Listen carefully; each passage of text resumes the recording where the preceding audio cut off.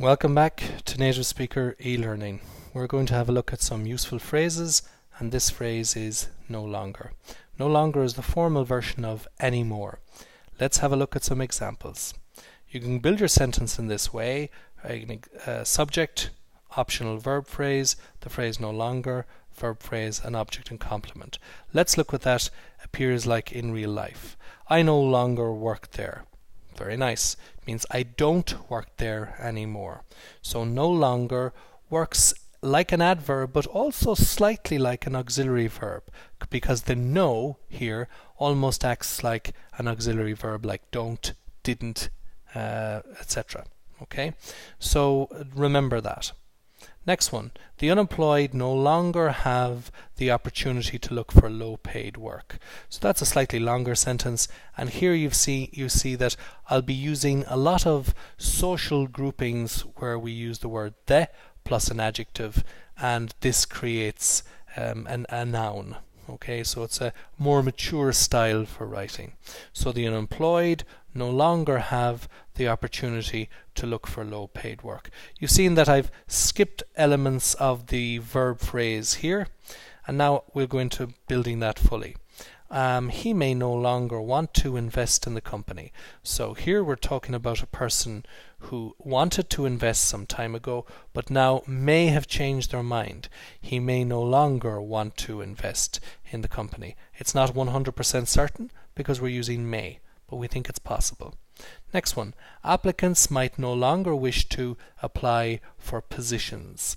So here applicants are people who apply for a job and might no longer wish to apply. That means that maybe they've changed their minds, that they wanted to apply for positions earlier, but now it's possible, not certain, it's possible that they've changed their minds.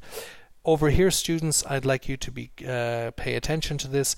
Many of our European cousins sometimes say positions, but I want you to remember the correct pronunciation is positions. I've put in this little guide here for you to use. Positions, positions, positions. Good. Okay, let's look at the next sentence. The homeless are no longer able to access support from the state. So the homeless is an adjective, homeless plus the, creating a noun. So instead of saying homeless people, you can say the homeless. It's a more mature style. The homeless are no longer able to access support from the state. So that means in the past they could get, because access means get, they could get, support means help, from the state means from the government. So they could get help from the government, but now they can't. So the homeless are no longer able to. That's like can. They can't anymore. They no longer able to access support from the state. Next sentence, the less well off. This is another word for poorer people, people who don't have as much money. The less well off are no longer able to use state support as a means of paying for education. So here it's suggesting that in the past poor people were able to use government money to pay for education, but now they can't. They are no longer able to use state support. Again, state support means government help, usually in the form of money, but it could be something else as well. I will no longer have to study for my psychology exam. So one of our students recently passed her psychology exams, and now she's free and doesn't have to study for the exams anymore. So she says, I will no longer have to study for my psychology exams. And she uses the modal verb will, speaking about the future. So will go here, have to goes here, and study goes there, and no longer goes between will and have to in this sentence. Good. You should no longer need to use a calculator for basic multiplication. So that means you're maybe old enough now to do basic multiplication in your head, and you don't need a calculator, so you can use that. Next one. We are no longer required to present our passports at immigration. So because no longer is quite a formal phrase, I've put in a formal version of need to, and I put it in the passive voice. We are no longer required to, and then present our passports at immigration. This is the verb present, which means show or give. So we don't need to present or show or give our passports at immigration. That's what this means. We did in the past, but not now. So we are no longer required to present our passports at immigration. Good. Next examples. Okay, so let's look at a few more given to us by the students. The homeless should no longer have to live on the street. So again, people who have no home are homeless. Say the homeless, and we've got the social grouping. The public. Public is the people who walk on the street every day. You and I, we're the public when we're out and about in crowds. So the public no longer need to queue outside government buildings. You probably know queue as a long line of people waiting. Well, it's also a verb, and because it's regular and the voiceless, it has a voiced ending, queue, then the three forms are queue, queued, queued, queuing. Okay, so they're the four forms: queue, queued, queued, queuing. So the public no longer need to queue, that means stand in a line and wait, outside government buildings. Next sentence.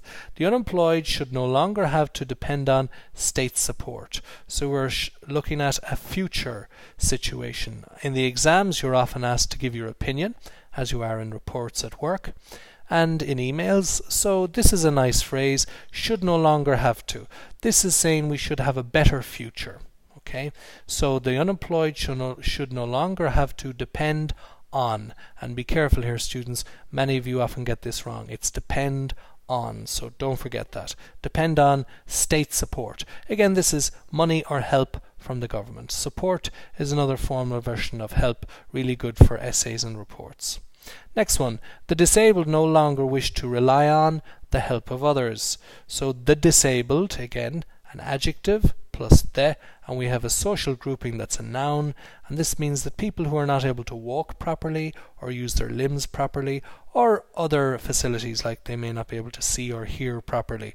So that's another way of describing a social grouping like that. So the disabled no longer wish to rely on. So wish to means want to, and rely on means depend on. These two guys here are exactly the same meaning. So the disabled no longer wish to rely on the help of others, and others is another way of saying other people. Okay, consumers should no longer be allowed to buy alcohol without showing ID. So consumers are people in shops, like shoppers, and we're talking about a better future. Should no longer be allowed to. So this should be a law against this.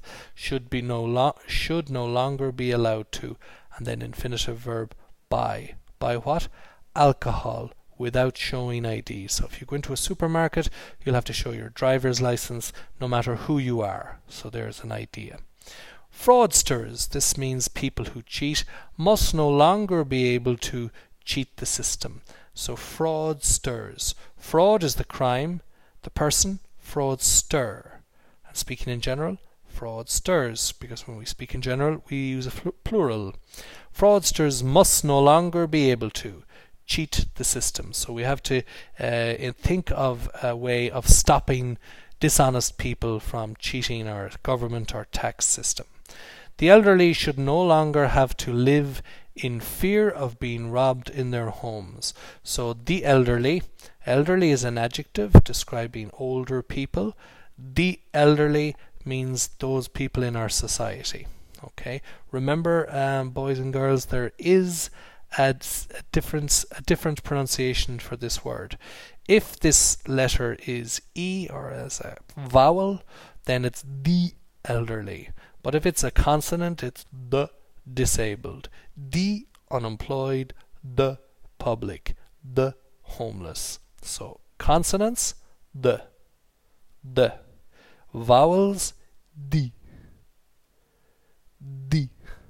Okay, and that's generally the rule. There are some exceptions to that we'll look at in another lesson at some stage, but that's a general rule of thumb that you can use there. The elderly should no longer have to live in fear of being robbed in their homes. And when you use the verb live in fear, when you use that phrase, you usually say live in fear of plus either a noun or a verb ing. So live in fear of being robbed in their homes. So that's a problem in certain areas where older people are always worried about somebody attacking them in their homes. The next one, the needy, another word for the less well off. The needy should no longer be required to fill in so many forms in order to get assistance. So again, it shouldn't be necessary. They don't need to. So we're talking about a new future where this would be a better idea. The needy should no longer be required to fill in so many forms. Why? Well, in order to get assistance. Assistance is another word for support, and support is another word for help. Support and assistance are really good in the exam scenario, in the report scenario at work. So these are words that you should make a note of. Assistance and support. They both mean help. Tax cheats should no longer be allowed to do business in the semi-state sector. So tax cheats, it's another word for fraudsters, people who cheat.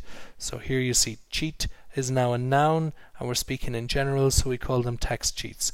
Should no longer be allowed to. So again, we're using should, so we're talking about a suggestion for a better future. And here it said be allowed to do business in the semi-state sector. The state sector is where it's something is owned completely by the government. For example, the civil service is owned completely by the government. But sometimes some sectors or some semi-state companies are owned half by the government and maybe a certain percentage or half by private sector. So, for example, in Ireland, Aer Lingus, the airline company, is a semi-state or was until recently anyway, a semi-state body. Sometimes tourism boards are semi-state. But I just said I'd put that one in there for you. Everybody knows state, but then I said I will put in semi-state as well. Okay, and sector is often used to describe whether it's a government body or a private body. We call them state sector or private sector if it's not the government. Good. Now, in my last slide, I'm going to look at one more way to make your sentence slightly stronger if you think this is really important. I'm going to put in a subjunctive starter phrase like, it is essential that. It is essential that. And it is essential that the homeless no longer have to live on the street. So here I'm making a very strong point by using this phrase. You'll notice that I took out should from between the subject and no longer. Why? It's just my opinion, but the subjunctive starter phrase I think sounds more powerful and uses more power of the subjunctive if you take out should. Should wouldn't be a mistake, there'd be nothing wrong with it, but my advice is to you, if you're going to use subjunctive starter phrase, take out the modal verb and just leave it like this. Easier to build, higher value. So winner, winner, chicken dinner for you guys, okay? It is essential that the homeless no longer have to live on the street. It is crucial that the public no longer need to queue outside government buildings. So we've taken the examples from the last slide, we've changed them very slightly, and we've just put in these subjunctive starter phrases. And these starter phrases mean it's very, very important. This is very, very important. So it is vital that the unemployed no longer have to depend on state support. And the next one, it is critical that the disabled no longer be required to rely on the help of others. It is very important that teenagers no longer be required to depend on their parents for financial support. It is essential that fraudsters no longer be able to cheat the system. And it is crucial the elderly no longer have to live in fear of being robbed in their homes. To be honest with you, I kind of forgot to put in that here, but you should put it in. It's not completely a mistake without it, but you'll notice that in each of these examples I've always ended with that.